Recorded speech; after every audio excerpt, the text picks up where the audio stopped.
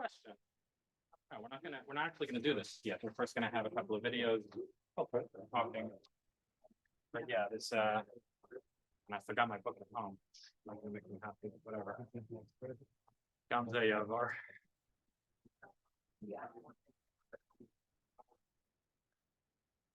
Yeah, have a seat. Master Hamish.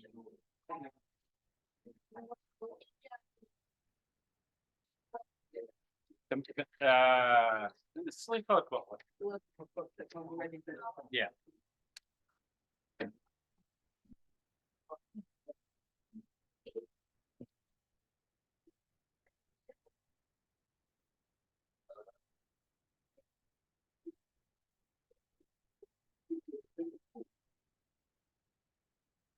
Oh, okay. So, Notes in the book, people.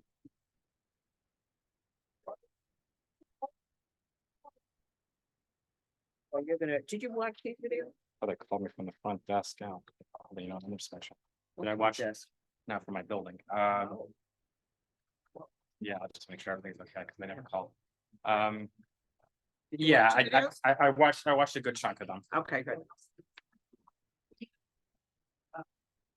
Who needs to stand on this?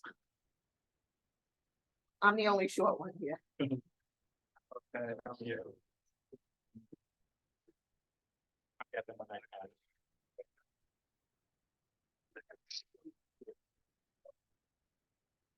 All right.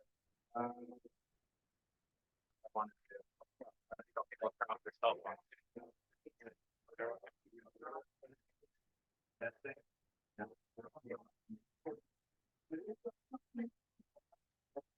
Must be on. That thing, can you hear me?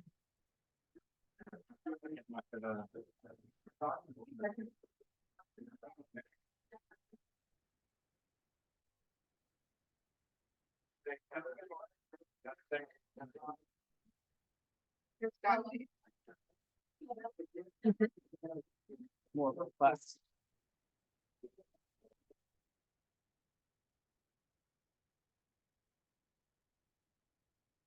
Welcome, everybody.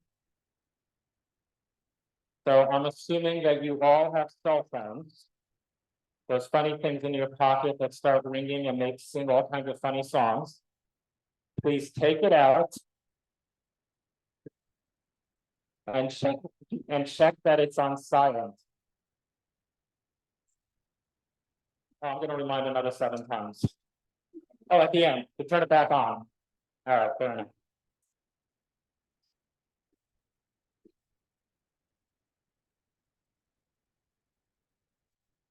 Unless you have Kavanas for Selichot as your ringtone, then you get a pass. If you have Shema Kolenu, you're good.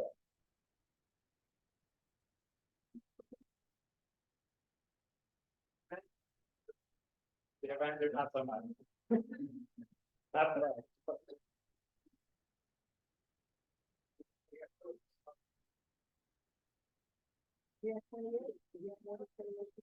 I took morning, but that's a third. We're out of there. I know that's why you didn't want to give it to me in the first place. Right.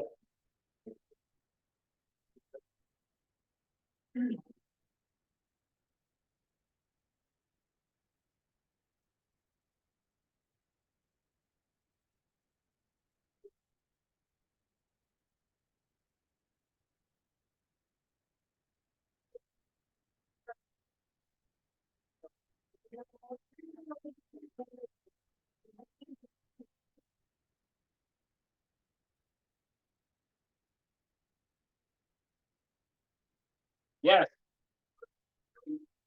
Put what up on the screen? I unfortunately, I didn't find a electronic version of it. Actually, I did find one, but it wasn't a good quality one. All right, so 2 Yidden are hanging out, and they're curious. Is there baseball in heaven? They're baseball fans, they love baseball. Is there baseball in heaven? Run back and forth, check all the sources. It doesn't say anything about baseball in heaven. I let you.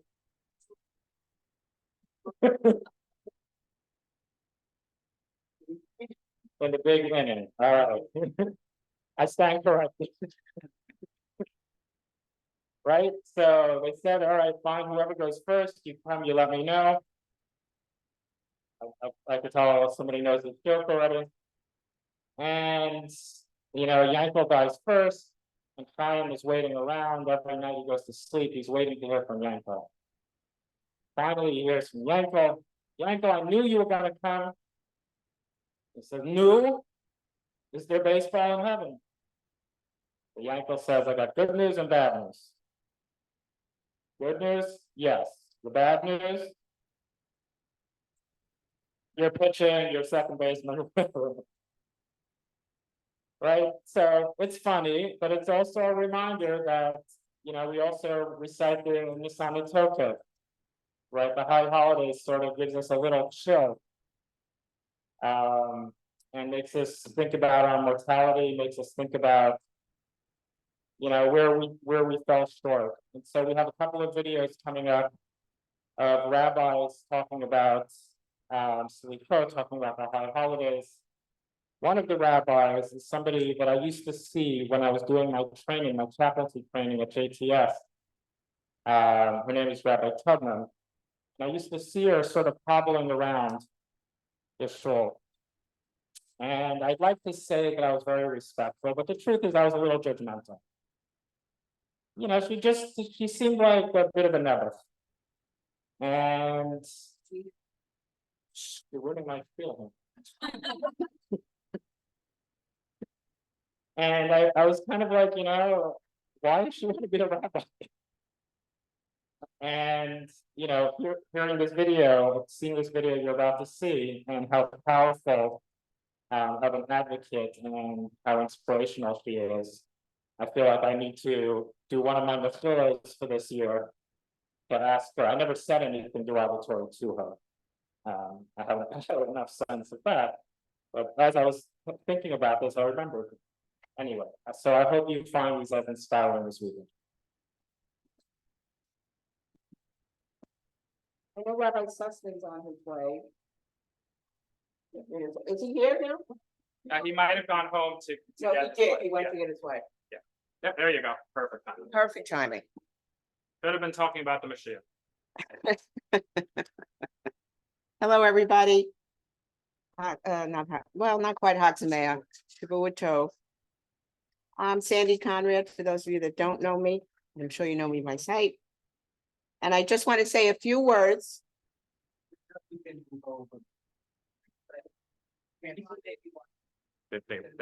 monitor is blocked. Yeah, but I can move the thingy a little. Is that better? Is that better? Okay. So just a few words. We have a very active ritual committee, and we started probably in the spring. But we have to really pick out something for the program. And everybody on the committee started researching and looking at different things. And what do you think about this video? And what do you think about this movie? And nothing seemed right. And somehow last week, I got an email from a group called Exploring Judaism. And they had videos that I thought were just perfect to what I was looking for. Non-ritual preparation for the high holidays. And the ritual, the preparation that we have to go through ourselves. So there was a series of 5 videos called Holiday Bites.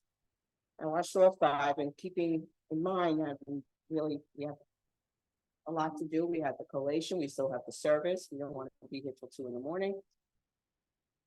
So I picked 2 that really resonated with me, and I hope that they will with you. One is, there's a interviewer who's a rabbi himself, interviewing Rabbi Tuchman, Lauren Tuchman, that Rabbi Sam talked about, and also Rabbi Jacob Blumenthal, who's the CEO of the Rabbinical Assembly and the United Synagogue for Conservative Judaism. So, you know, good credentials, and a former congregational rabbi. So both of them, interviewed separately, respond to the interviewers basically same questions. And I thought it was very interesting to see the difference and the similarities.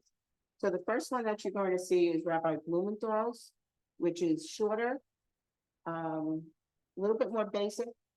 And then Rabbi Tuckman's, who goes on in more detail, and considering her own disability, I think is absolutely amazing because she is blind and has no notes. And she really is a beautiful speaker, as is Rabbi Blumenthal, I have to say. So I direct your attention to both screens, and you'll hear Rabbi Blumenthal first. Should we turn the lights down a little bit? Dan? For those that might have come a little later, please turn your cell phones to silent. Welcome to Exploring Judaism's podcast, Holiday Bites. We are talking about the high holidays. I'm grateful to be talking to Rabbi Jacob Blumenthal. Welcome to the show. Thanks very much, Rabbi Jeremy. It's great to be with you. Glad to have you here. Well, why don't you start us off by taking a moment to introduce yourself? So I'm Rabbi Jacob Blumenthal. I serve as the CEO for two organizations in the Masorti conservative movement, the Rabbinical Assembly, 1,600 rabbis all over the world, and the United Synagogue of Conservative Judaism, USCJ, which is a network of about 550 congregations across North America. Before that, I served as a congregational rabbi for over 20 years, a founding rabbi of Shari Torah in Gaithersburg, Maryland, and I still live in Gaithersburg outside Washington, D.C. With my wife, and my adult children are nearby. It's wonderful. Starting a month before Rosh Hashanah and all the way through the end of Sukkot, a period of about 50 days, is known as a time of introspection, the month of Elul and the high holidays. What does this season mean to you as a person, as a rabbi, as a family member, as a friend? What does this season mean to you? So what I love about our cycle of holidays is that they allow us to really focus on different things at different times. Passover is about our national Jewish peoplehood experience. But Rosh Hashanah and Yom Kippur and this whole season, this is a focus, this is a moment where we can focus on ourselves. I think about three questions. First of all, what am I grateful for at this moment? And then two other questions. Who is in my life? And what's my relationship like with each of those important people? And what's important to me? And am I my best self when it comes to those things that are supposed to be important to me? A major theme of this period is Selichot, which is generally translated as forgiveness. How might you translate that word and share a bit about the idea of forgiveness and what that means to you? To me, forgiveness is about, can we act like a duck? Can we let things roll off our back? Can we understand when we've been wronged, but can we also find ways to let that go? What do we need, either from another person or from ourselves, to have the strength to let things go and to move forward in life? There's the image of the sacrifices in ancient times, I think, is really crucial to me on Yom Kippur. This idea that sins accrue over the course of a year.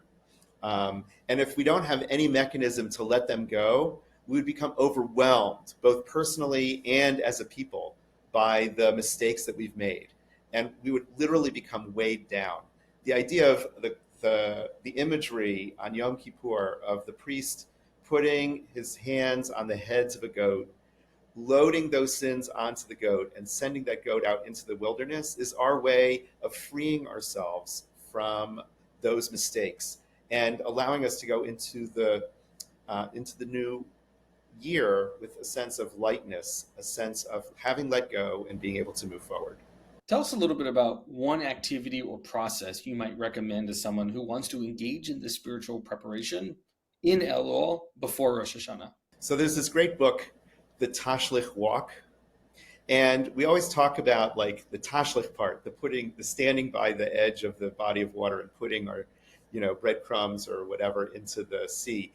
I like to focus on the walk part.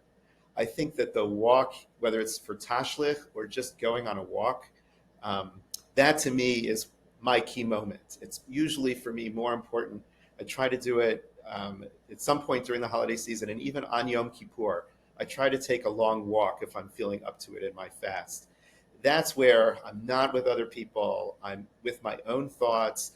There's no phone with me. There's none of that other stuff that can be so distracting. And I just really try to focus on the three questions that I talked about. What am I grateful for? Who am I grateful for? And what's important to me? for the coming year. The two big holidays during this period, the ones that most people are coming to synagogue for, are Rosh Hashanah and Yom Kippur. What is the essential message of these two holidays to you? How are they similar and how are they different? So Rosh Hashanah, to me, kind of looked backwards. How's the past year been? And what am I grateful for? Standing here, grateful to have experienced another year in my life in the Jewish calendar.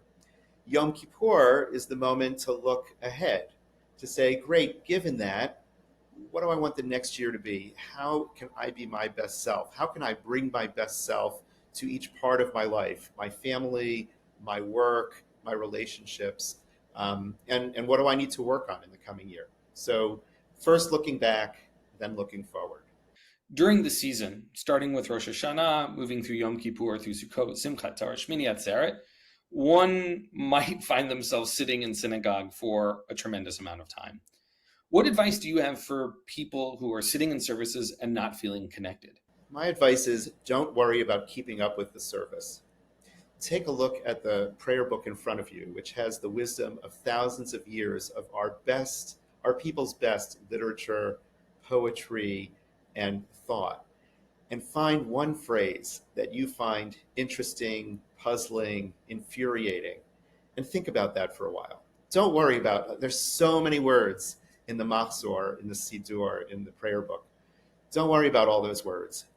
Find one phrase that you really want to focus on and turn that over in your head for a while. How does that help me answer the questions that I have in my life? The end of this holiday season are the holidays of Sukkot, Shmini Atzeret, and Simchat Torah. The main themes of these holidays are joy and celebration. The tradition calls them Zman Simchatenu, the time of our joy.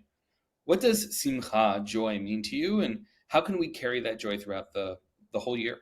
There's this phrase in Pirkei Avot in the Talmud that says, who is wealthy? Ezehu Ashir, right? Who is a wealthy person? Hasamech bechelko, the person who finds a way to be happy with their portion in life. So I think about it both in terms of gratitude. How can we be appreciative of what we have been given? But that doesn't mean, of course, that we want more. It just means we have to figure out how we can want more, how we can tie our sense of ambition to our sense of gratitude and not allow that ambition, that desire to make us unhappy. First, appreciate what we do have, and then think about what could come next, either for ourselves or for the people we care about. If you could have a billboard or you wish people knew one thing about this season, what would you want them to know?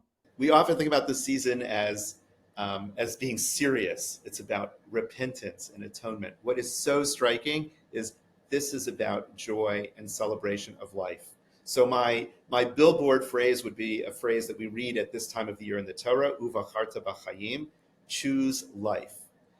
Think about how can I connect with the life-giving force in the universe, the life-giving force that's around me, the blessings that I'm receiving every day.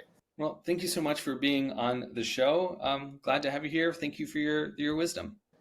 Thank you, Rabbi Jeremy. It's great to talk with you.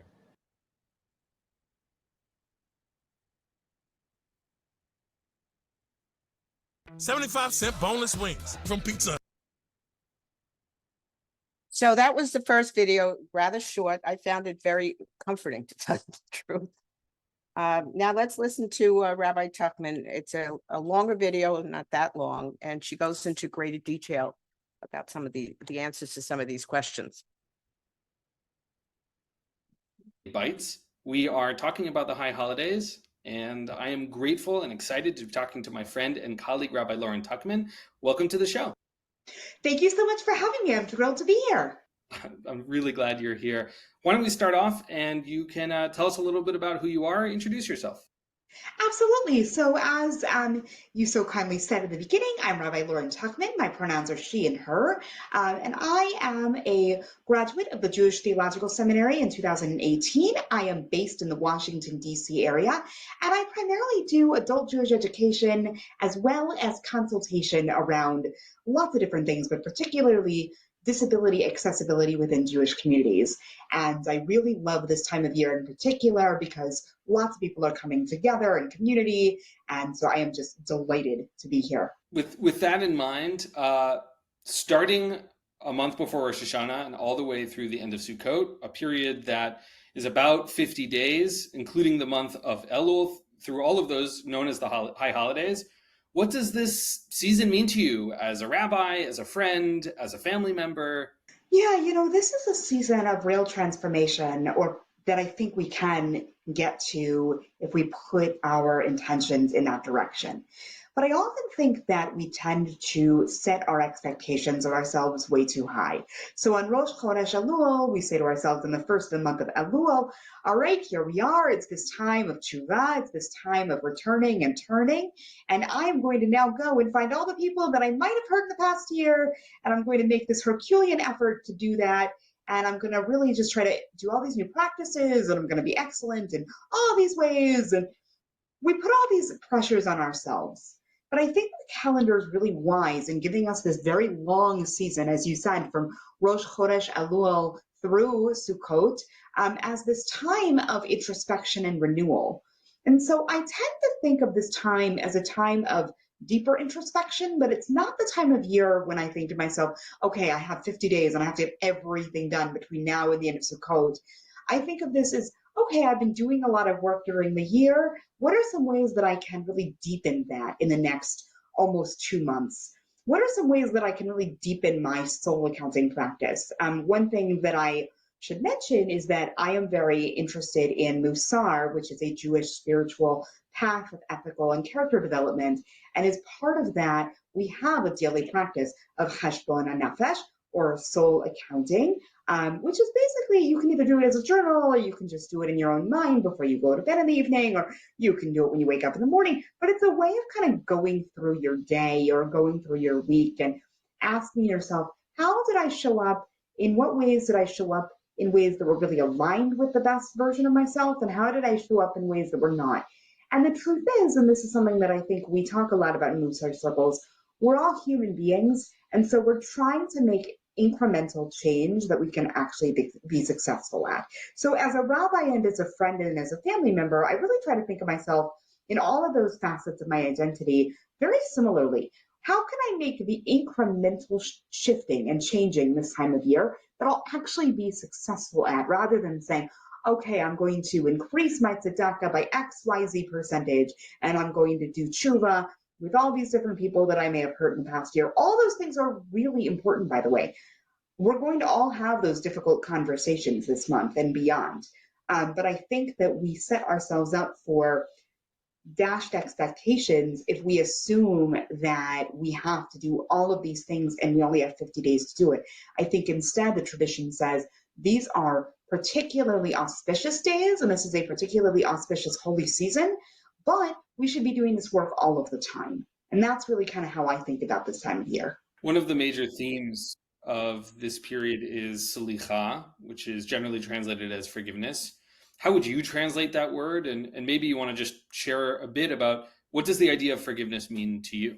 I love this question because I think that in our cultural context in particular, we have a lot of confusion around the idea of forgiveness and slicha, which I don't necessarily think are the same thing, right? Often when we try to translate from Hebrew to English, we end up in a situation where we're really kind of translating on more than two levels. We're not only translating from language to language, we're also translating from cultural context to cultural context, or from religious context to religious context. So when we think about slicha as a major theme of the year, when we think about forgiveness as a major theme of the year, I actually think this is a way, instead of thinking about it as forgiveness as in, okay, I've had the conversation, I've asked for your forgiveness, you've granted me forgiveness, therefore we've all been able to move on, as if this is not present anymore. We don't have that idea in Judaism that who you were somehow gets absolved, right? That's not a part of who or how we think about this work traditionally.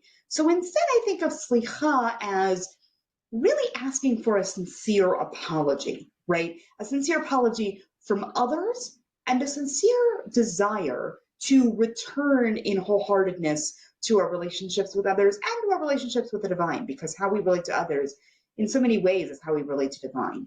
And when we think about forgiveness, right, I often think of forgiveness as something that is deeply personal and very multifaceted.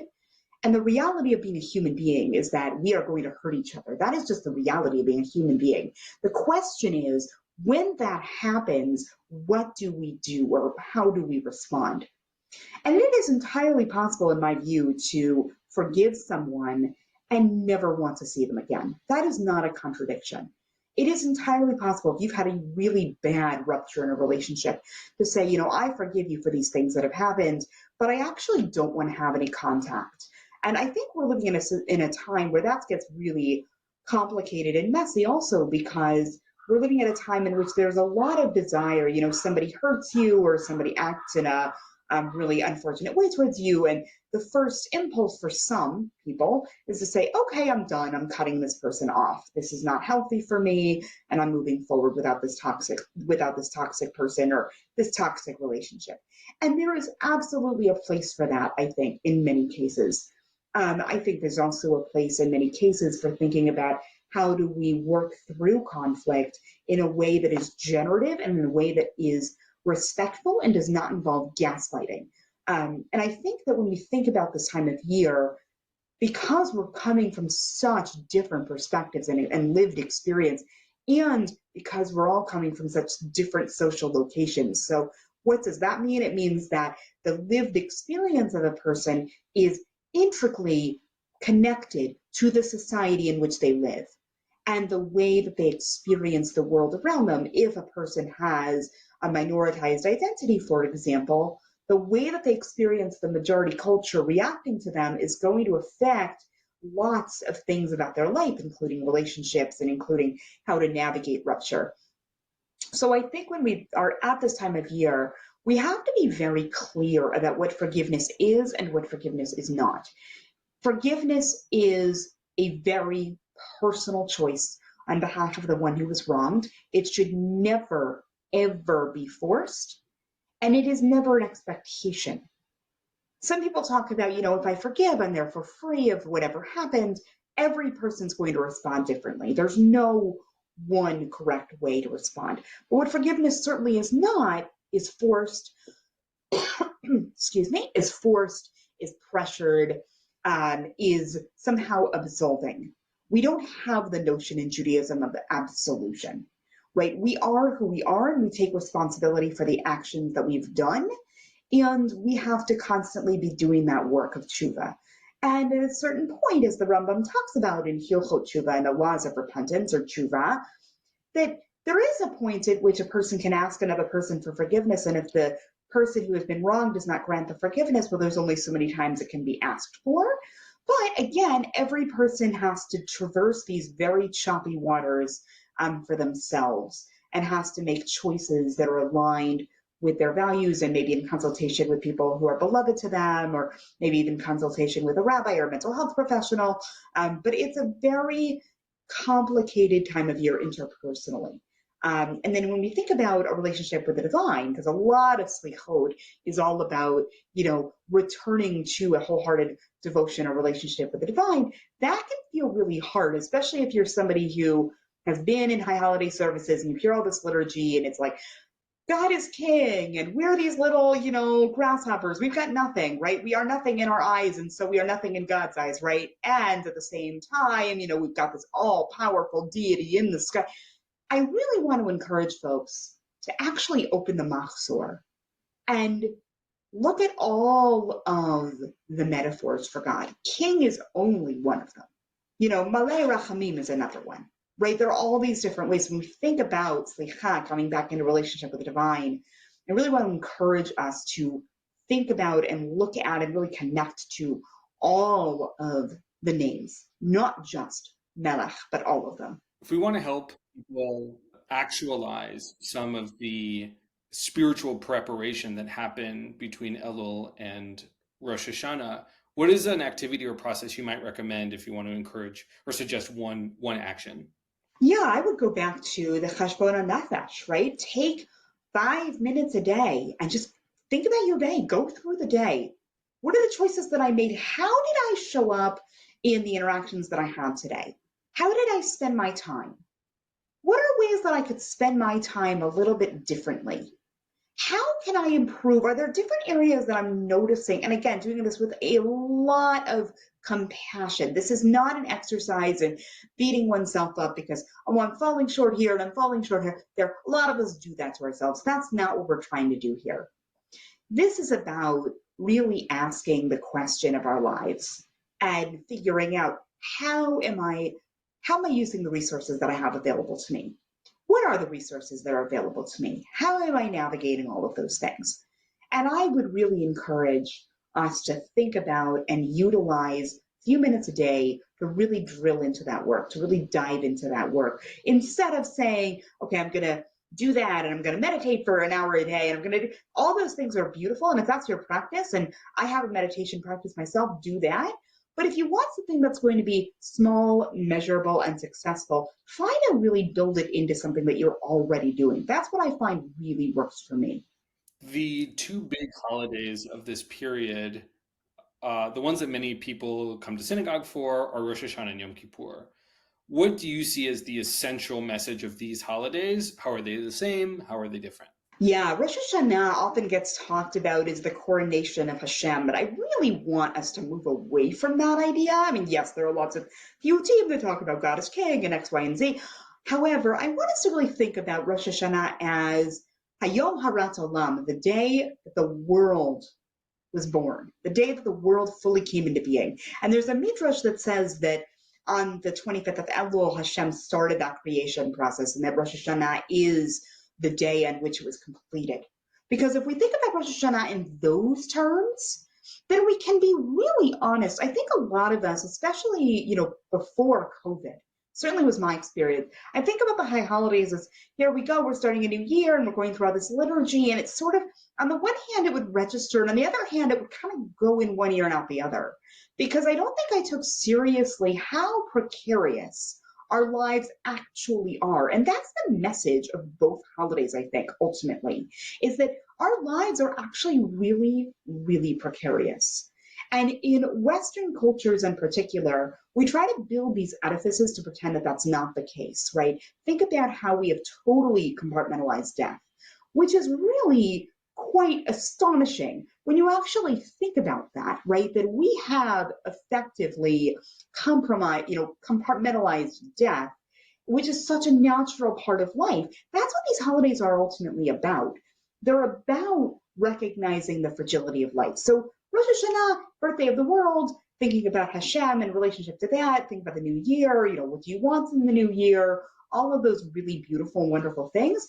Yom Kippur, I think truly at the end of the day, is about returning to the path that is most aligned with how we want to show up in the relationship with the divine and with each other. And ultimately, the liturgy can get us there in lots of ways, and the liturgy can also be a little bit of an obstacle. Rosh Hashanah and Yom Kippur are actually very joyful, even though Rosh Hashanah is known as Yom Hadin, the Day of Judgment, right? I think it's really a cosmic moment. It's not that, the books of life and the book of all these things are open, the book of the righteous and the book of the wicked are open, and we're going to figure out between Rosh Hashanah and Yom Kippur, where is our name going to show up? Right? If we really think about that theology, that feels really harsh. Like, okay, so we have these books open and somehow God's going to inscribe us and that's it.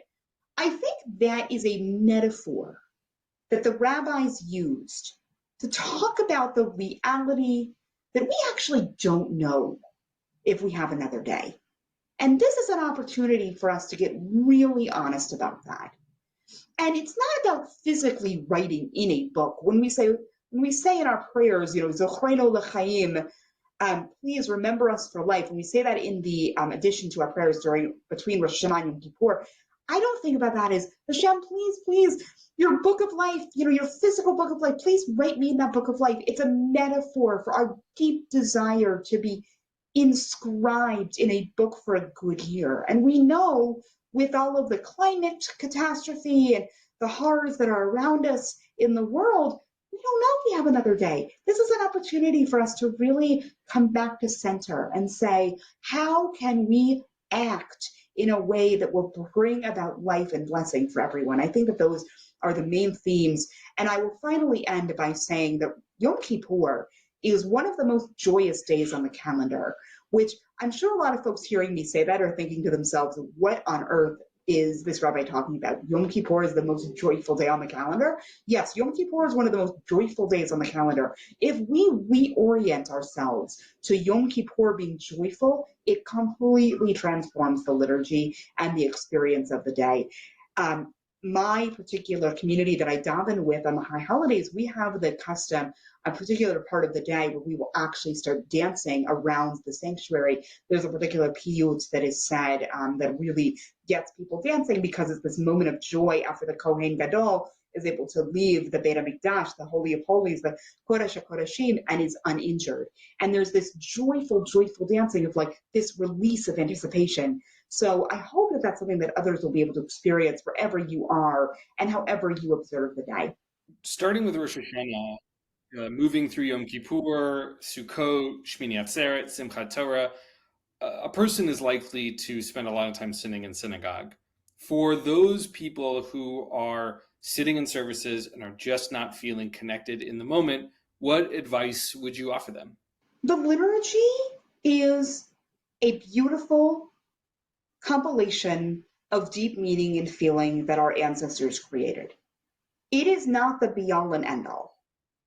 There is a particular way that we enter the prayer through the liturgy, and I'm someone who really loves liturgy, but sometimes liturgy can be an obstacle. If it's Yom Kippur, I mean, I do this all the time, right? I've given myself permission, right? Once I have done the davening that I feel obligated to do as an individual, I've begun to really allow my community to hold the davening collectively. So I'll sometimes on Yom Kippur, I will put my machzor down and I will take a few moments or maybe even longer than that to do some quiet meditation, or do some practice that really grounds me in what the work that I'm trying to do. And then I pick the machzor back up and I re-engage, and then I put it down and then I pick it back up and re-engage.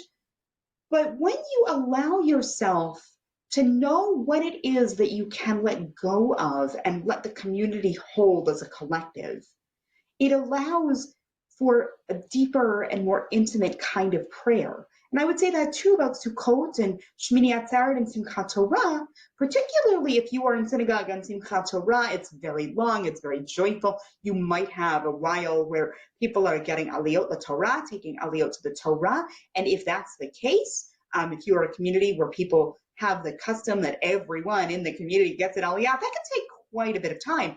So that's an opportunity, sometimes some of us will go in shmooze or have kiddush. You could also really think about, why is it that this is a holiday that we are celebrating in this joyful way? What is it about Torah? How do I recommit myself to Torah? I think often a couple of years ago, or it was more than a couple of years ago now, when I was in rabbinical school, I spent one Simchat Torah in particular at Romemu on the Upper West Side. This was quite a while ago. But they unfurled the scroll and they put talitot over it, of course, and everyone kind of held on to a little piece of it. And then there was a bowl of psukim. So there were little pieces of paper, and on each little piece of paper was a pasuk. And you took a pasuk out of that bowl, and that was kind of your pasuk for the year. That was the intention of the exercise. Really, use that pasuk as a guidepost. And I remember thinking to myself, oh my goodness, what am I going to get, right? Because there are psukim in the Torah that are a little bit challenging. I'm thinking, is every pasuk in the Torah going to be in this bowl? And I really think there must have been some divine providence here, because the verse that I drew out has continued to be my guidepost. The verse that I drew out of that bowl was Vayacholu, which we say every Friday night to talk about Shabbos and the creation of the 6 days of the working world, and that we observe Shabbat as a zecher l'maaseh bereshit, as a remembrance of that covenant. And I just remember sitting there thinking, oh, so this is what Simchas Torah is all about. It's about renewing our own individual covenant and relationship in a different way than Shavuot, but still in a particular way. So do things like that. Do creative exercises. You bring a book that feels meaningful. And find poetry. Do whatever you need to do to feel more connected, and just allow the words to wash over you. Part of that, I think, is part of the practice as well. You spoke on this a little bit, but the end of the holiday season is Sukkot and Shmini Atzeres and Simchat Torah, and the main themes of these holidays are joy and celebration. The tradition calls them Zman Simchatenu, the time of our joy. You spoke on this a little bit, but what does Simcha mean to you? Like, how can we carry that joy all year round?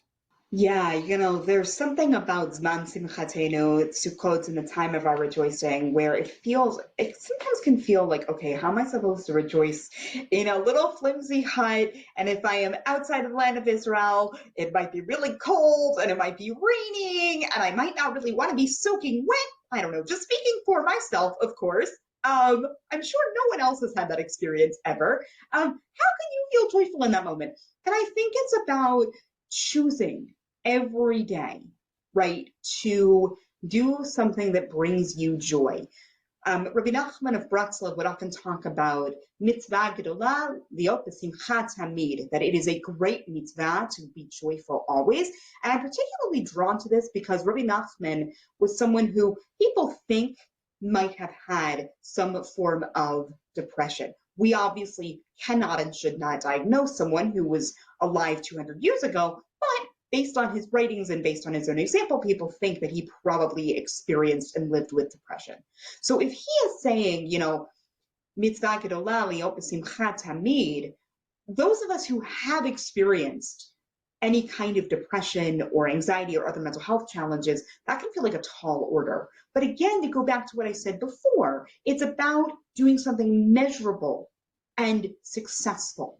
We call it in Musar a Kabbalah, which people can be a little confused when we use the word Kabbalah because they think Kabbalah is Jewish mysticism, but it also can refer to a small and measurable action. So you may not be joyful all the time on Sukkot. I certainly experience lots of different emotions on Sukkot, but taking that moment or taking that opportunity every day to choose, okay, today I am going to really engage in this Zman Simchatenu through X, Y, and Z, and during the year to really bring the joy of the Chagim with us throughout the year, I think can be a really beautiful practice as well. We're at the end of our conversation here, and I'd love to ask you, what would be one thing that you wish people knew about this season as a whole? What's a question I didn't ask that that you feel like people should know? What's a piece of Torah that people should know about this holiday? I would say a big piece of Torah people should know about this time of year is actually really intended to be joyful, and it's intended to be very honest about who we are as human beings. I often say to folks, if you're going to go to shul for 2 holidays, and only 2 holidays this time of year, go on Simchat Torah and go on Sukkot. Because you're going to get a very different experience of Judaism. If the only kind of Judaism you know is stodgy high holiday services that feel really frontal and really choreographed, I really encourage you to try something new. Try a different kind of davening experience for the high holidays. Try a different kind of davening experience for whatever you decide to go to, because there are so many different ways to do Jewish this time of year. And there is something really, really powerful in the tradition and in the liturgy. And I am a very liturgically oriented person myself. But I want folks to know that there's not one way to daven. And that if you try something new, or you go to synagogue and Simchat Torah, particularly in the evening when there's so much joyful dancing, there's also joyful dancing in the morning as well, but really allow yourself to be held by your community and just allow that joy to permeate. I mean, one of the things that I really got this in a very interesting way, because after my ordination, I happened to be ordained 2 days before Shavuot, which is something that I'm really carrying with me.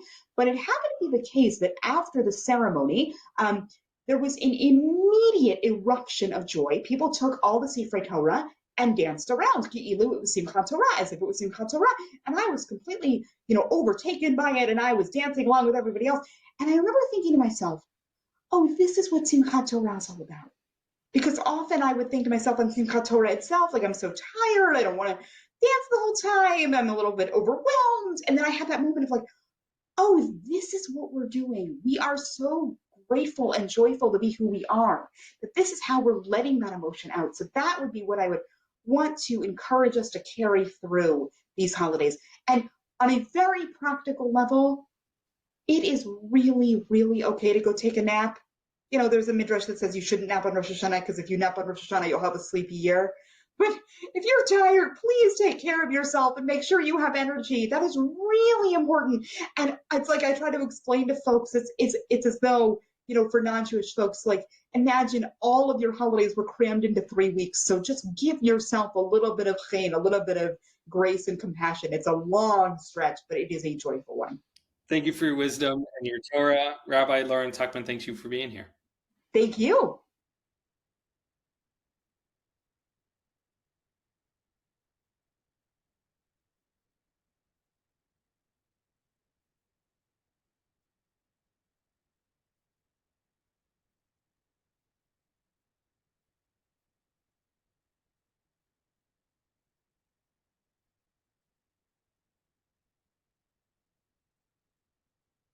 So first I want to say it's a great pleasure to be here and to see so many friends from both congregations, people I've known for a long, long time. But I want to ask you first, is any reactions to what you heard or comments you want to say about it or anything like that? Anybody? Yes.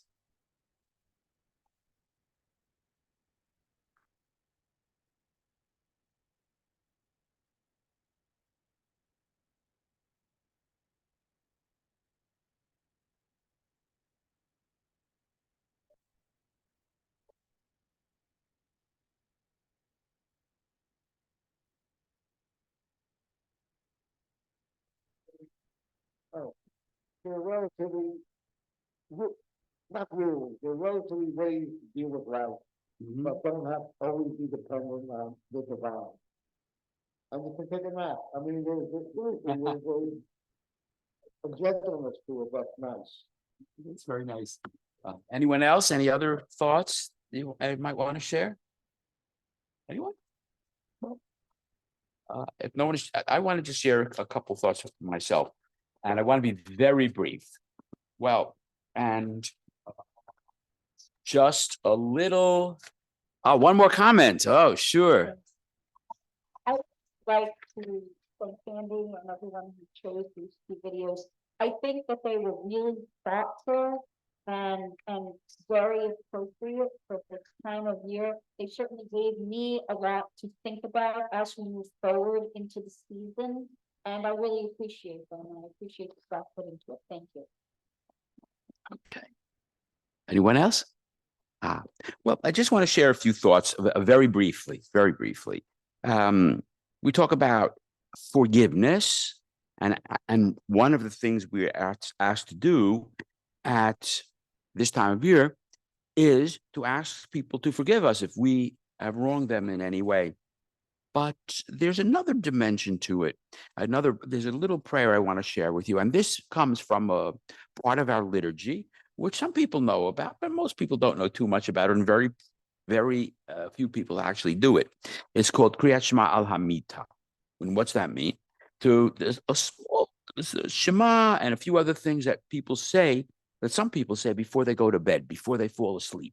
They're lying in bed, and should be your thoughts before you go to sleep. But one of the first prayers in this collection goes like this: Master of the universe, I hereby forgive anyone who angered or antagonized me, or who sinned against me, whether against my body, my honor, or against anything of mine, whether he did so accidentally, carelessly, or purposely, whether through speech, deed, thought, or notion, in this incarnation or another incarnation, I forgive everyone. May no one be punished because of me. May it be your will, Lord our God and God of our ancestors, that I sin no more. Whatever sins I have done before you, may you in your abundant mercy, but not through suffering or bad illness, remove from me. May the words of my mouth and my thoughts of my heart find favor before you, O Lord our Redeemer. And so what does that say? For us to regularly forgive all the wrongs that have been done to us. And that keeps us from accumulating bitterness and bad feeling and negativity. I think it's something that in a certain way can set the world right. But there's one more little story I want to share with you, and which also has to do with forgiveness and part of the purpose of forgiveness. A few years ago, one where you remember, unfortunately, the shootings in Atlanta, where some white racist came into a black church and sat down for the Bible study and then took out his gun and shot the people around the table. Well, there was a memorial for that not long after it happened that took place at the Stapleton AME Church that I attended, and that was the congregation of the late Reverend Maggie Howard, who was really quite a wonderful person. And but people talked in that group, most of them African Americans, how they forgive the person who did this horrible deed. I thought to myself, and I shared my thoughts with someone, that, we Jews are not quite that forgiving. We want people to show regret or whatever, tshuva. And I was answered in an interesting way that we can learn from. It says, no, it's not that we don't want him to be punished and imprisoned or whatever. We want that to happen. But in forgiving, we free ourselves from hatred and anger so that we can go on with our lives in a better way, in a wholesome and productive way. So those are some words about forgiveness, asking us the prayer around the story, and telling us that maybe it's good that we forgive people, even if they don't ask for it, and take the resentment or the anger that we may have out of our hearts. Okay?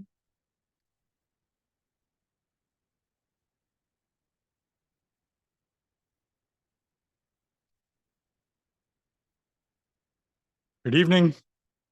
Shavua Tov. Well, I'm gonna speak tonight, I promise. Shavua Tov, and I want to thank Congregation B'nai Jeshurun for including Temple Emanuel in the Selichot service.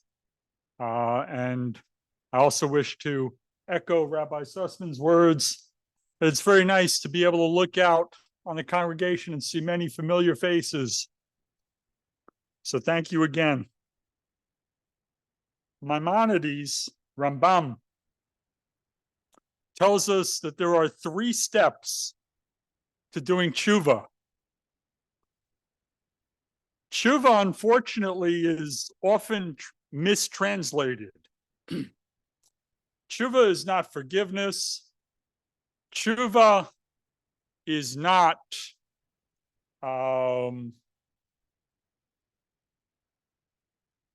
seeking forgiveness. Tshuva, shuvu elai v'ashuva aleichem, return to me, and I shall return to you.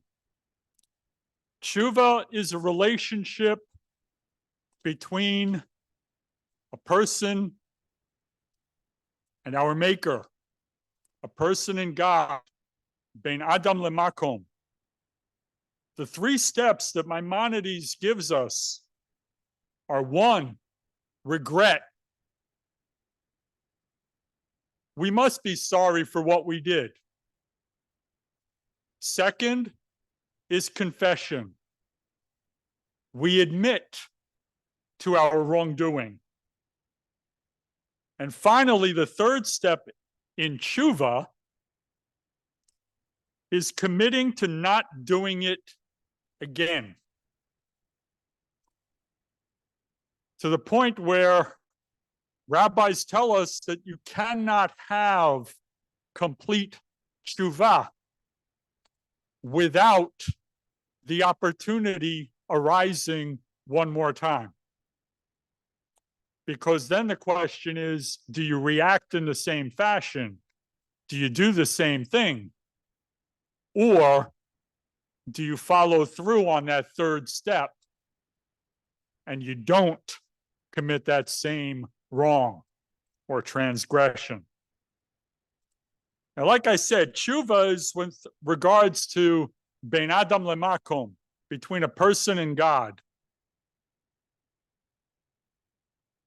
But tonight, as we start the Selichot service,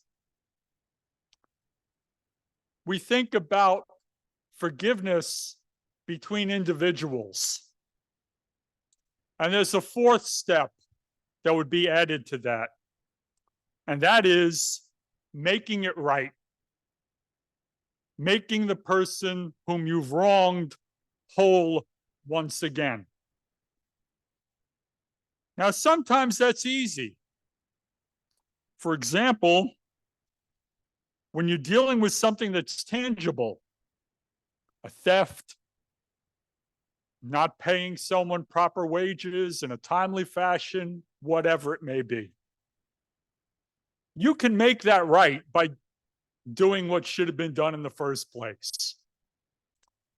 But sometimes there are things that we say can't be forgiven.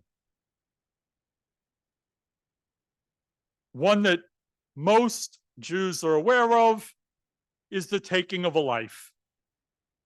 Because you cannot make that right. But there's one that's even more significant, I think. And that is when you damage someone's reputation. When I say Duke University lacrosse, what comes to mind? Now, when I talk to my B'nai Mitzvah students about the Duke University lacrosse team, they don't know what I'm talking about because they are significantly younger than I am. I'm not going to put anyone on the spot and ask, but looking out and remembering my years here at Congregation B'nai Jeshurun, I know that I'm at the lower end of the age spectrum. So I think most people would recall the incident involving the Duke lacrosse team. But for those of you who don't, I don't know what the precise charge was, but let's just say it was a sexual assault. And as is often the case, when bad news happens in the world, it is covered immensely in our media. But because it was an athletic department at a university, it wasn't only covered on ABC, NBC, CBS, Fox News, CNN, MSNBC, or whatever other stations were around back then. It was also covered on ESPN. It was covered in all the newspapers, not only on the front page, but also in the sports sections. And needless to say, these 4 students from Duke University lost their scholarships and were either kicked out of school or because they didn't have the scholarships, were forced to leave the school. Some years later, the person who had made the allegation recanted.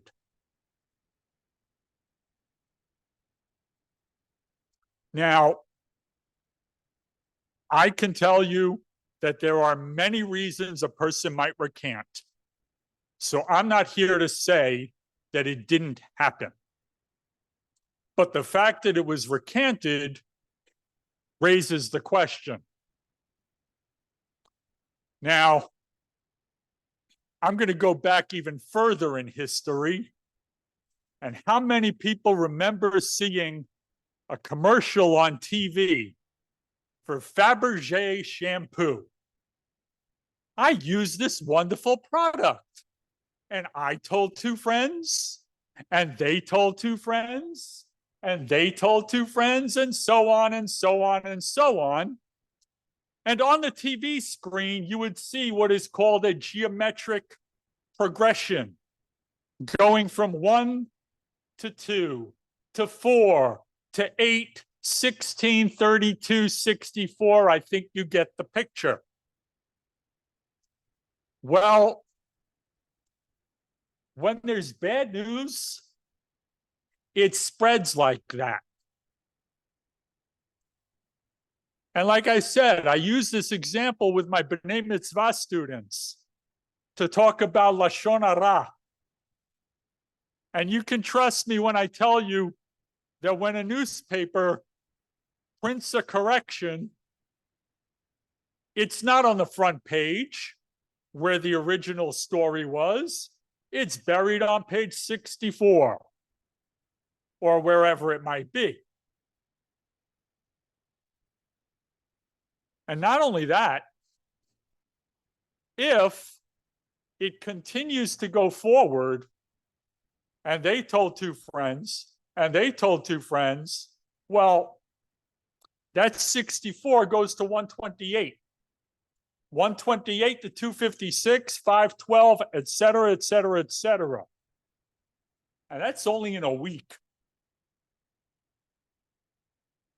So imagine after a week,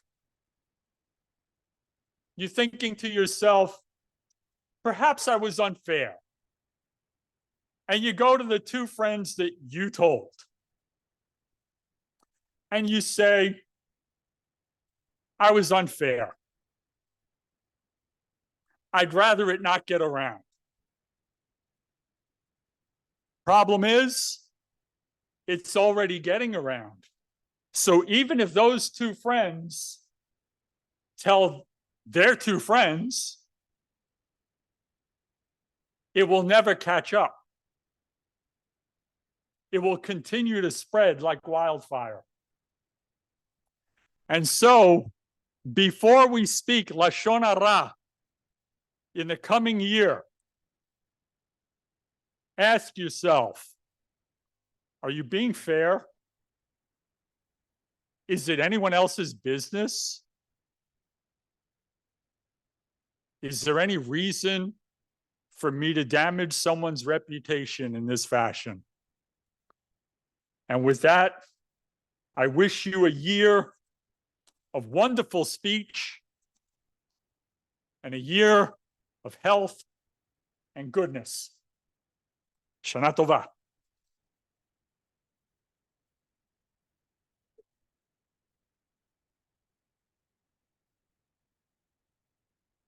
All right, so we are here for Selichot.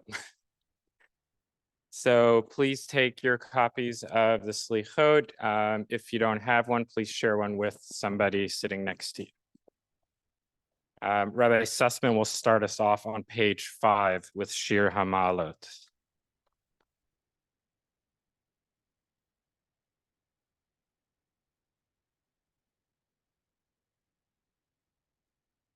Shir Hamalot b'mamakim kiraticha Adonai. Adonai shema v'koli tiyena aznecha kashuvot lekol tachanunai. We switch to the English. Out of the depths I call to you, Lord. Hear my cry, heed my plea. Together, be attentive to my prayers, to my sigh of supplication. Who could endure, Lord, if you kept count of every sin? But forgiveness is yours, therefore we revere you. I wait for the Lord, my soul yearns. Hopefully, I await his word. Eagerly wait for the Lord. Wait for the Lord. Put your hope in the Lord, for the Lord is generous with mercy. Abundant When is his power to redeem. And he redeemed the people Israel from all sin. והוא יפתה את ישראל מכל עוונותיו.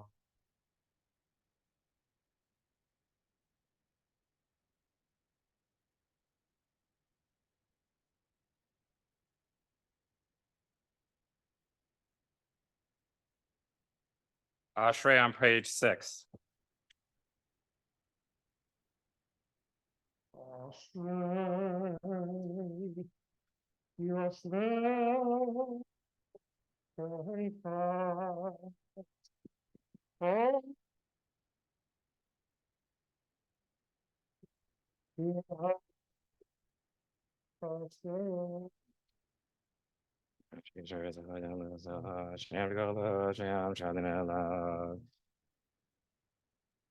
A Psalm of David on page 7. I glorify you, my God, my King. I praise you throughout all time.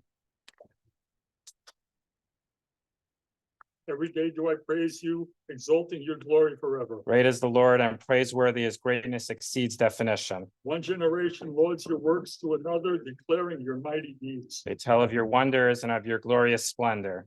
They speak of your greatness and of your awesome power. They recall your goodness, they sing of your faithfulness. Gracious and compassionate is the Lord, patient and abounding in love. So all the Lord is good, his compassion embraces all creatures. Repeatedly bless you. They shall describe your glorious kingdom, declaring your power. And men will know your might, the splendor of your dominion. Your kingdom is an everlasting kingdom, your dominion endures for all generations. The Lord raises all who are bowed down.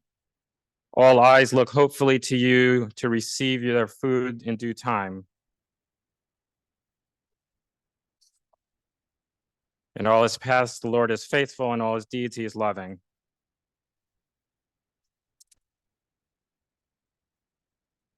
He fulfills the desire of those who revere him. He hears their cry and delivers them.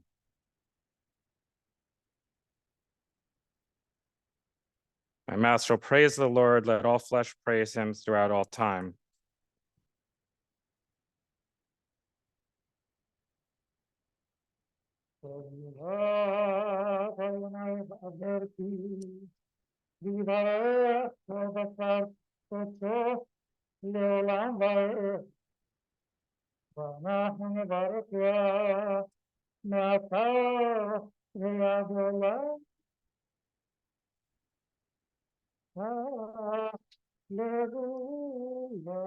Please rise.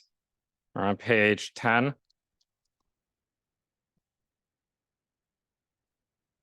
Amen.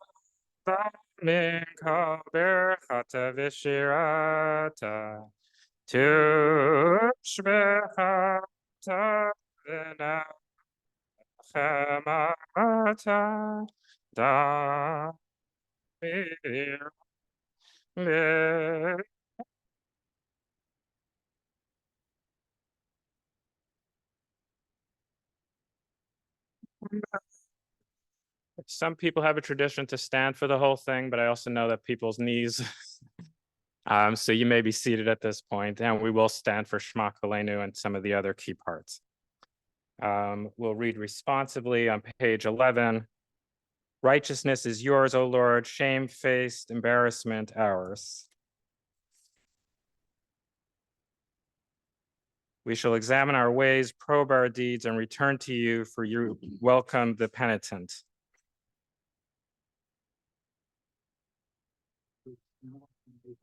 We knock at your door, merciful God. Please do not turn us away empty-handed.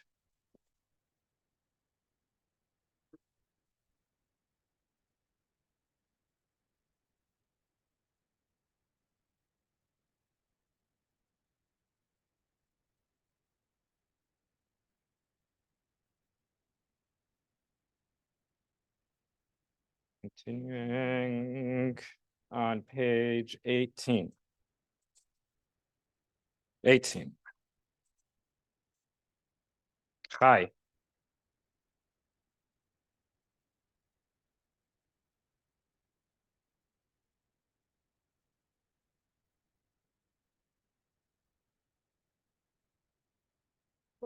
$18. 1-8. Oh, you.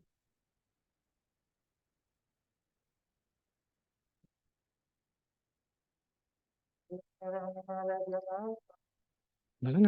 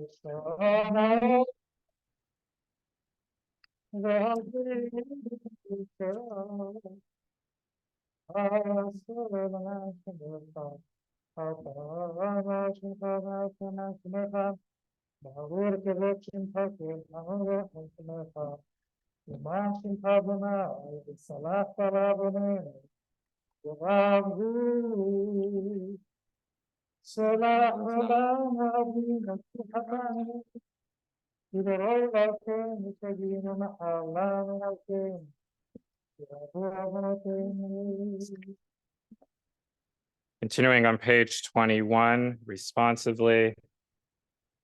Father, great and holy Father of all mankind, you create your child, the world, every instant.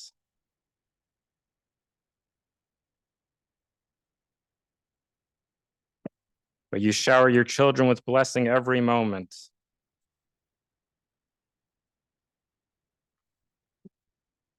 Once again, the sun bursts forth, singing a song of light to you.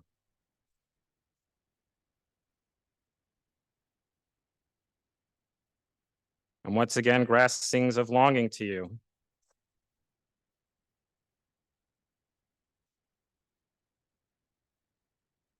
And once again, brook whispers its prayer.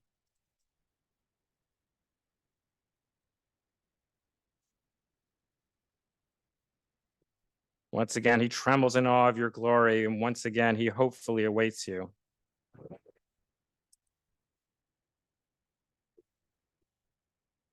One hint of your eternal presence, and I am refreshed with the dew of youth.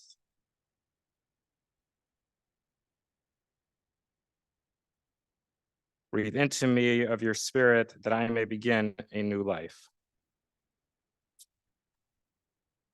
Continuing on page 26, please rise.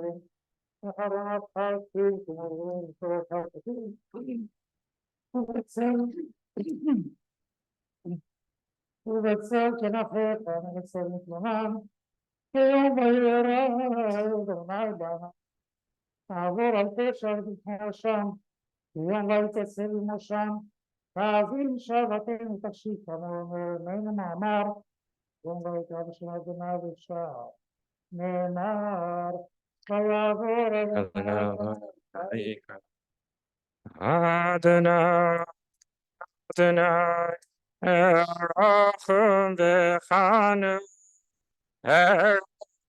Apai, v'rav chesed v'yemet, nate chesed la'alafi, nase fesha, v'chata v'nake. You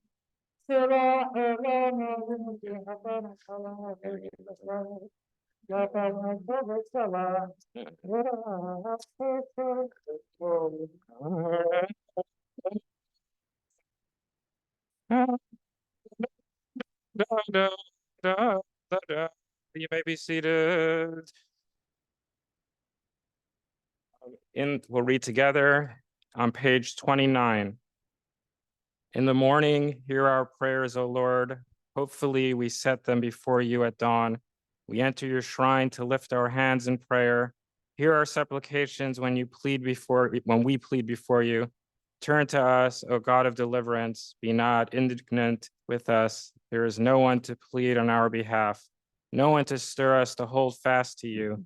Hear our prayers, heed our cries, O Lord. Let our tears remain unanswered. Tender as a father with his children, be tender with us, O Lord of deliverance. Grant blessings to your people. O Lord of hosts, be with us. O God of Jacob, be our stronghold. Blessed is the person who trusts in you. O Lord of hosts, come to our help. O King, answer the prayers we utter. Continuing on page 30, please rise.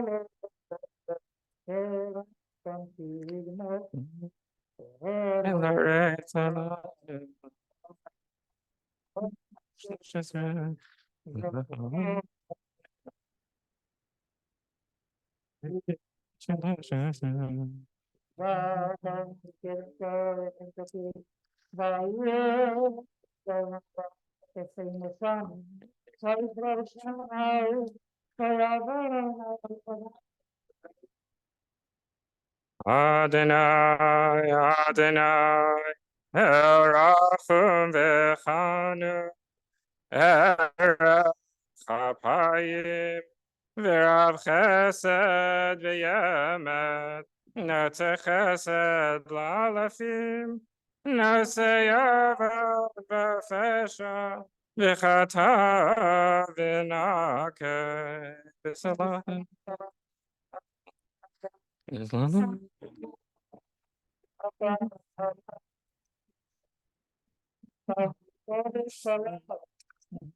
You may be seated. La la la la la la la la la la. Page 32.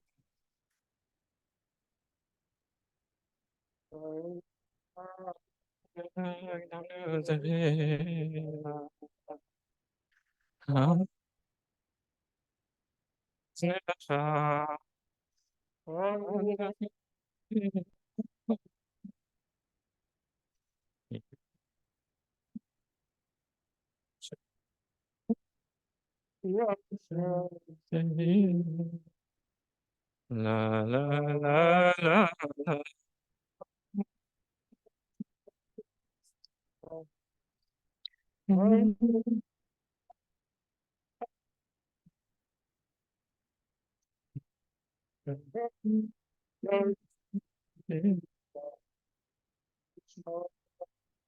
Alina, Alina, via Latvila, Lishma,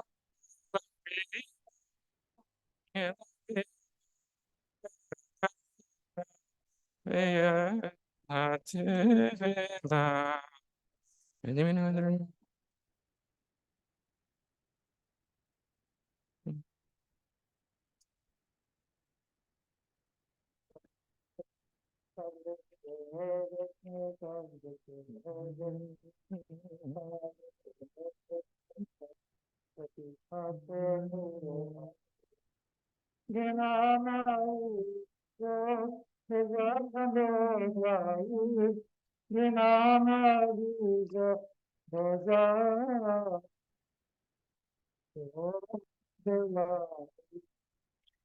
Lishma,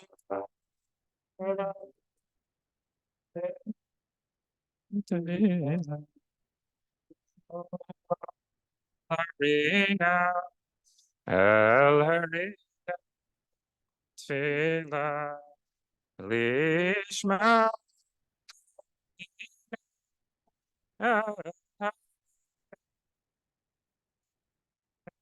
via Latvila.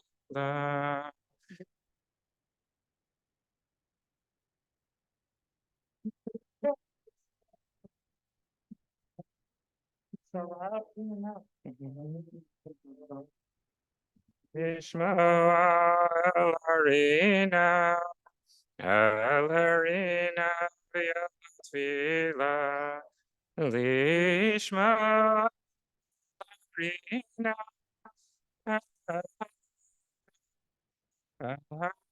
Harina,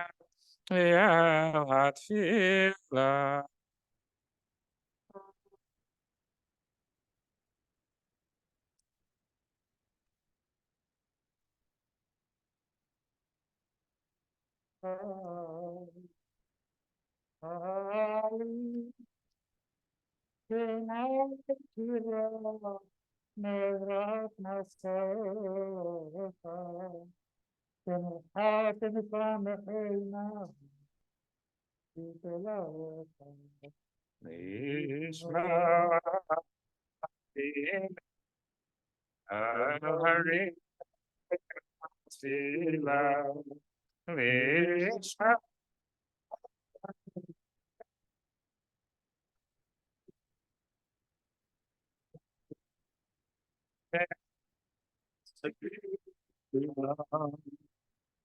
Continuing on page 35.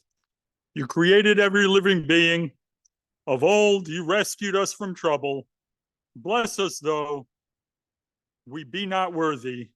Grant us your gift of forgiveness. Hear our plea, accept our prayer. Strengthen your people, O Lord on high, though their transgressions are so many. Bless them from your heavenly treasure. Though undeserving, they plead before you. Hear our plea, accept our prayer. Consider our suffering, not our sins. Vindicate those who plead before you. You who perform wonders, hear us. Lord God of hosts, heed our plea. Hear our plea, accept our prayer. Once you received the temple sacrifices, now accept our petition for forgiveness. Accept the plea we offer this night. Reveal for us the wonder of your deeds. Hear our plea, plea, accept accept our prayer. our prayer. Please rise on page 36.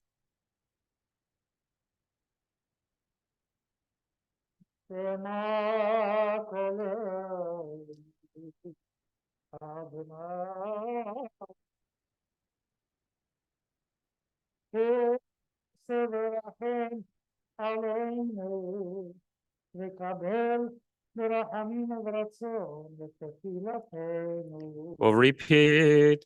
Shema Kolenu Adonai Eloheinu Hus v'rachem aleinu v'kabel b'rachamim uv'ratzon et tefillatenu.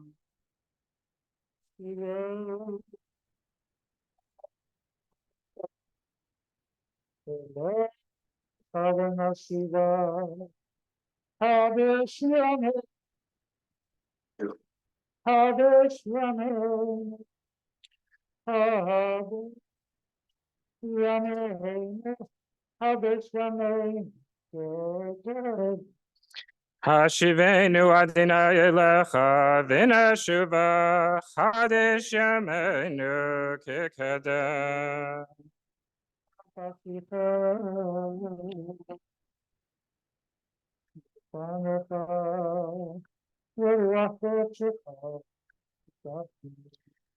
Al tashlichenu milfanecha v'ruach hachecha tikach mimenu.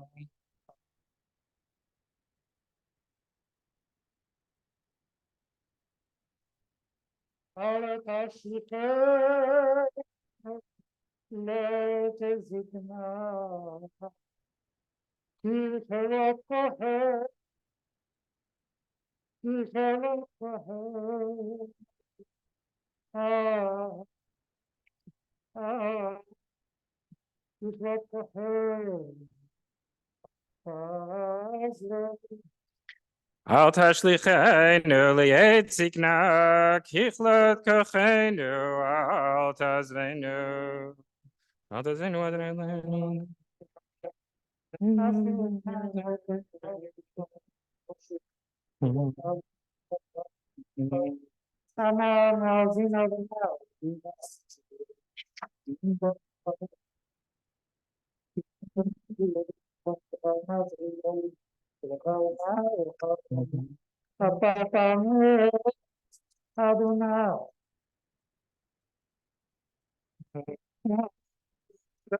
No, no, no, no. You may be seated.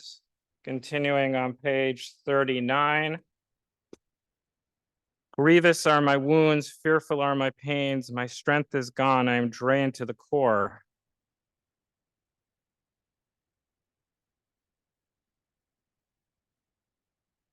A triad of evil seeks my destruction, consuming my flesh and enslaving my spirit.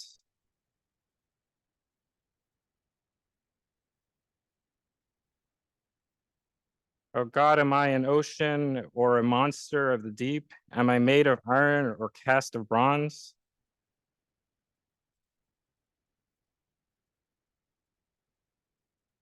Why probe into all my failings? Are all others free of wrongdoing?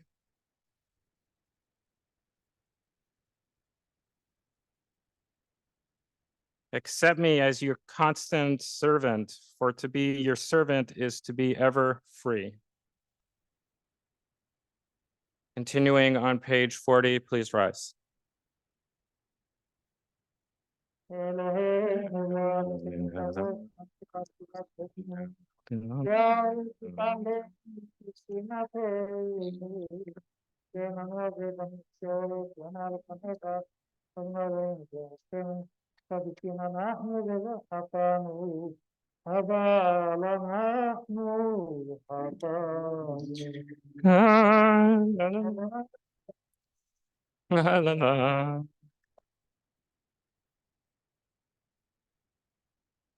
Ashanu Baganu Gaza Deba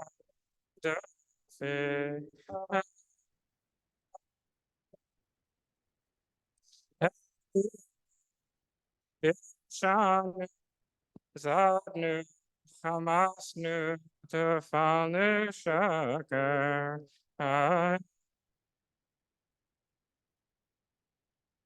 Yatsnura, Kizavnu, Latsnu, Maratnu, Niyatsnu, Sararnu, Avinu, Hashanu, Sararnu, Kishinu,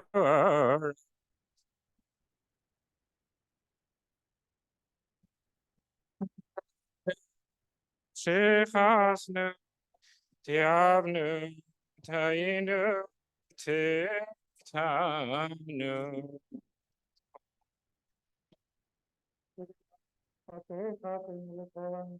Rabbi Newberger.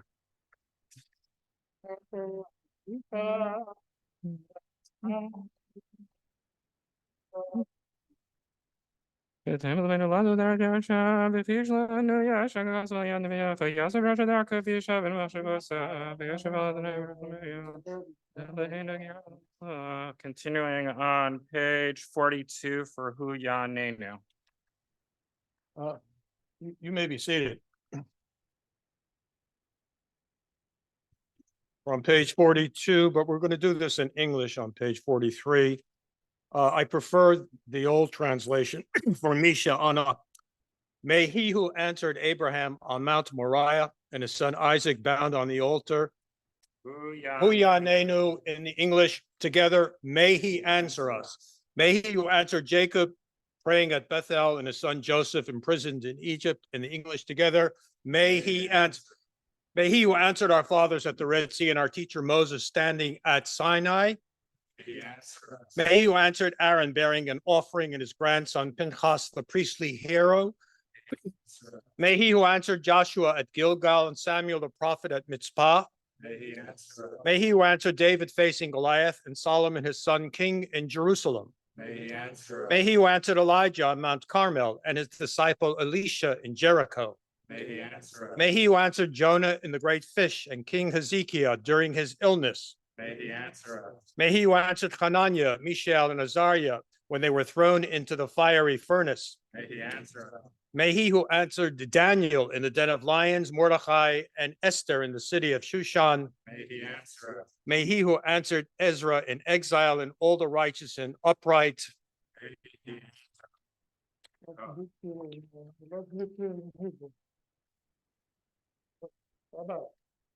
What would you like to do?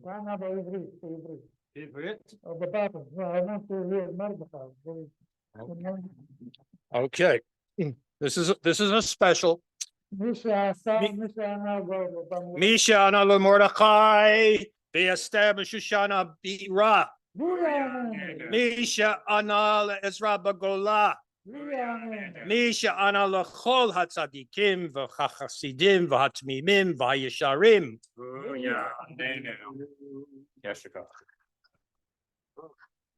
Continuing on page 45. O Lord, rebuke me, but not in anger. O Lord, chasten me, but not in wrath.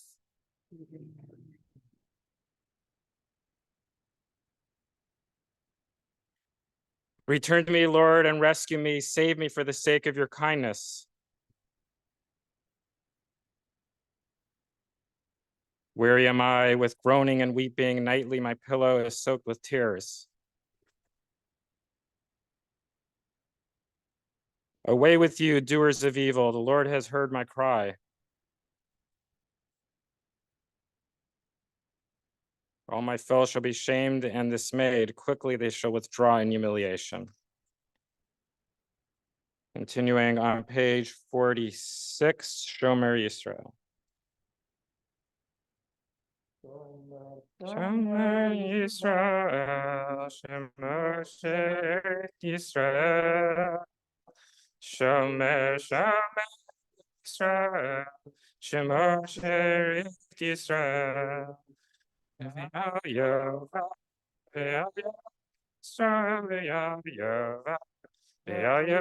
Israel.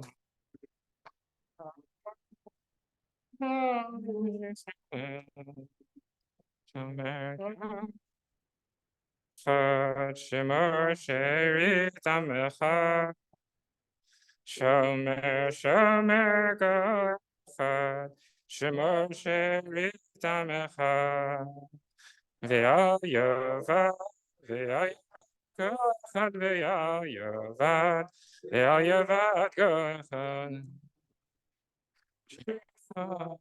Adonai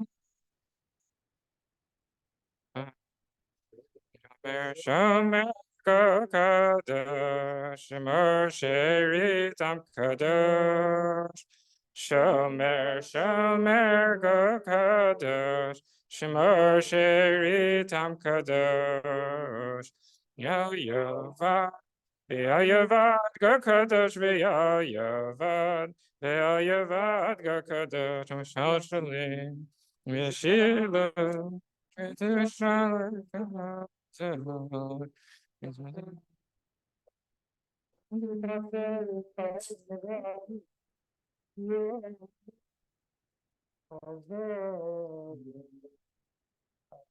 Inu Malkeinu,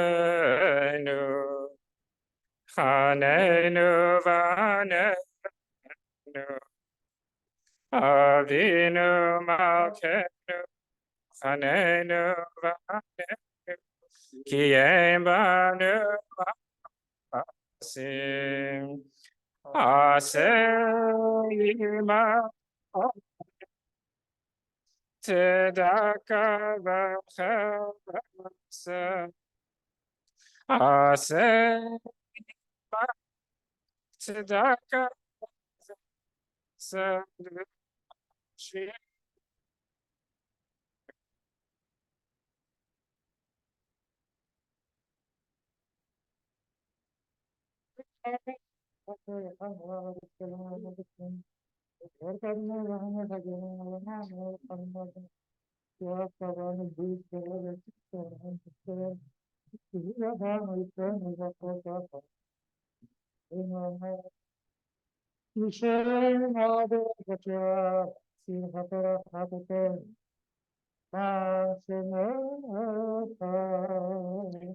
Page 49. This is my prayer to you, my God. Let me not swerve from my life's path. Let not my spirit wither and shrivel in its thirst for you, and loose the dew with which you sprinkled it when I was young.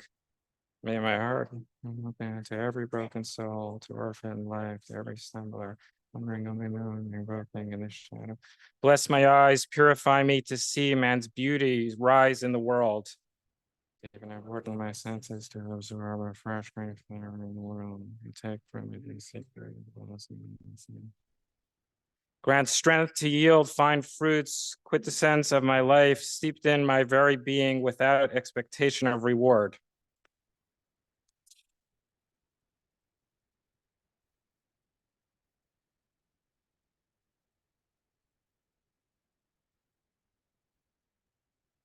And we conclude with Kaddish and Yigdal. And first prayer for the Moroccan. Yeah. People in Morocco. Yeah. More than 2,000 already. Yeah. An earthquake in Morocco. It's up to 2,000 people dead already. Seven on the Richter bar. Yeah. Amen.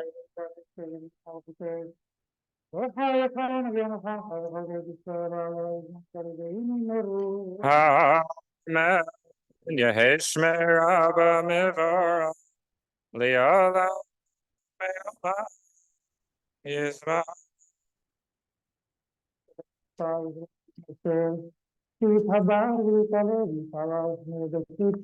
Grateful.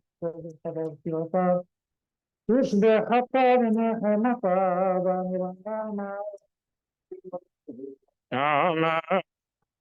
Titkabel. Titkabel.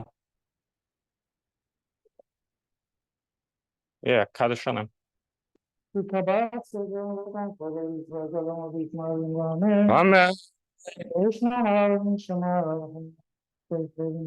Amen.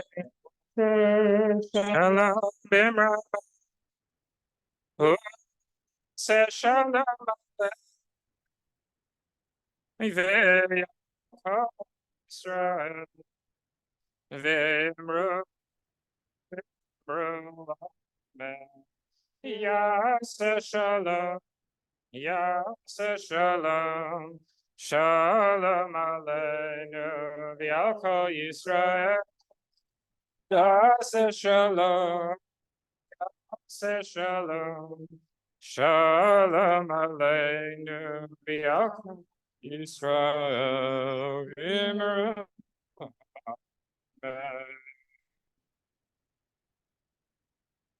Page 53 on the regular booklet. Regular figure. You mean Page 53. the sitter, the blue sitter, the sitter Sim Shalom.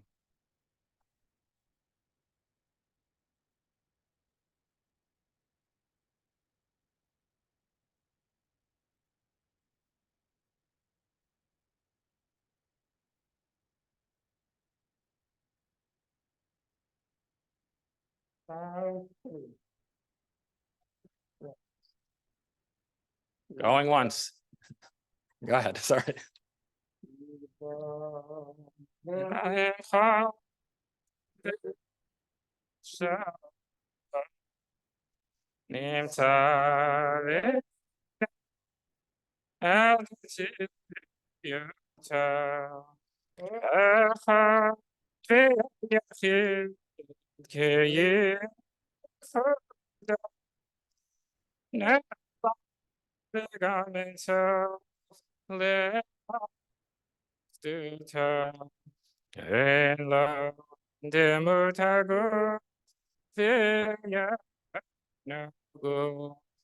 Lona Kedu Shato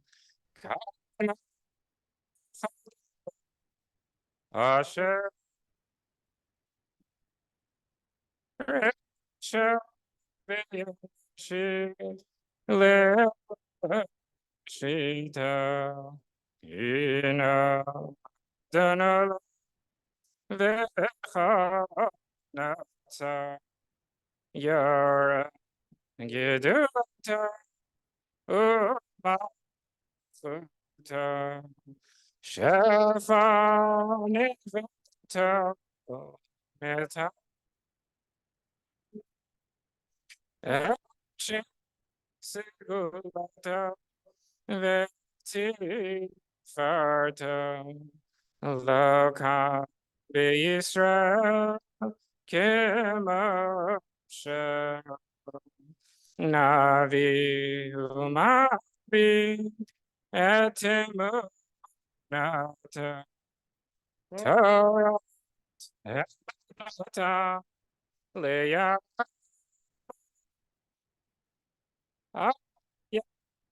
Nevi Nemata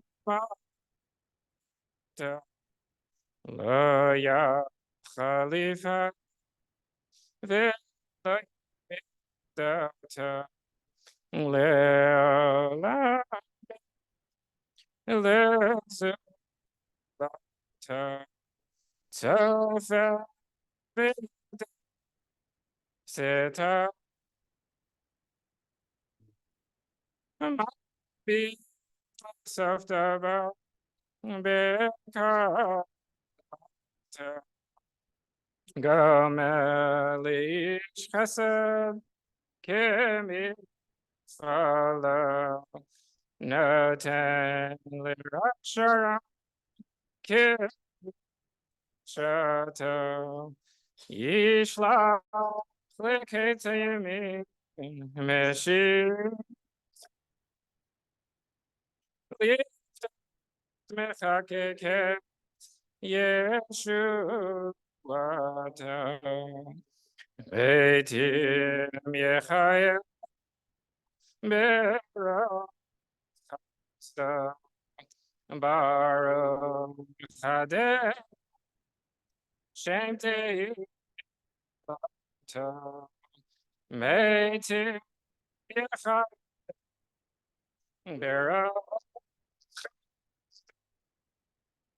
Baruch Adeh Shem Tei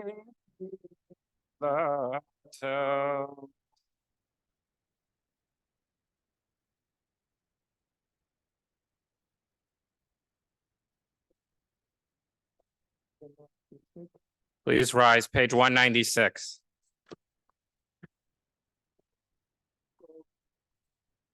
Years ago, about 25 years ago, maybe, I used to take a huge heritage tour to Morocco with only cantors and rabbis. And they gave us a very nice, when we went around, because cantors and rabbis, they took us to the in Rabat, in mausoleum, of all the kings. Okay, and when I came to the Muhammad Yahnis, that's Muhammad the king.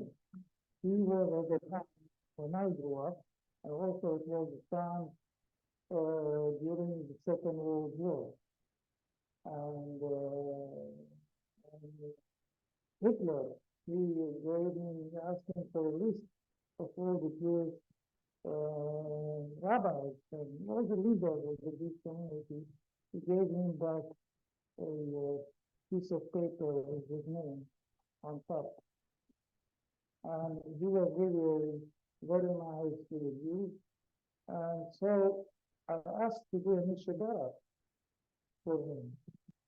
Not a Mishabara, for Kalmar Hamim.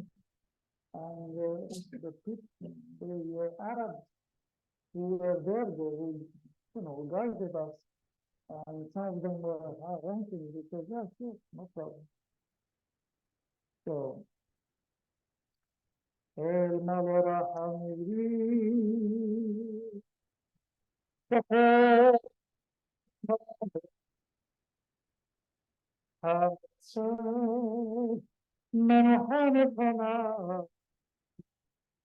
أحد كان في عصرنا بمعلوم تدشين طريق وزوها يا حبيبي ونسمع كل نقول بمعروف دربات زمان يتشاء ويكون الخيرمان بجانب انتين الحطام تفسرون السرد مفرغ فتسرور بصاحبك مش نطاع أمارنا حرفا ونقود الصلاة مش فهم ذنما Amen. And may their memories be for a blessing, and hopefully there aren't too many more dead, and those that need refuah should have refuah. I want to close out our service with teshuvah. So when I came to this congregation, I heard that we may have been a little bit snobby. So the word was, and I had heard that from a couple of people from Emanuel. And so with some limited amount of power vested in me, I would like to make a formal apology from CBJ to Emanuel for if and when not if and when, for when we offended you. Yeshurun. Go. That's very nice.